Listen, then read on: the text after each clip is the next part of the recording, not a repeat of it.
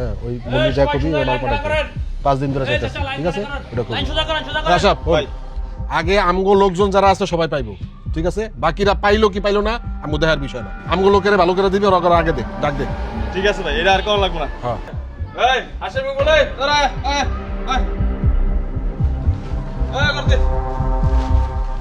দেখছেন কামড়া দেখছেন হ্যাঁ ঘন্টার পর ঘন্টা লাইনে খাড়াই থাকার পরে আমাকে থুইয়া অথচ ধ্যান কি কি কামড়া করতেছে কি হ্যাঁ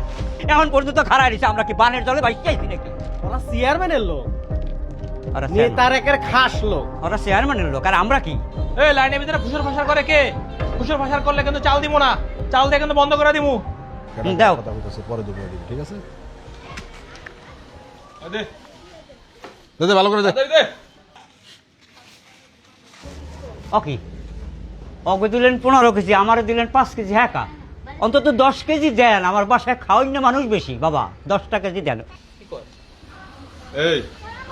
যা দিছি লইয়া যাও যাও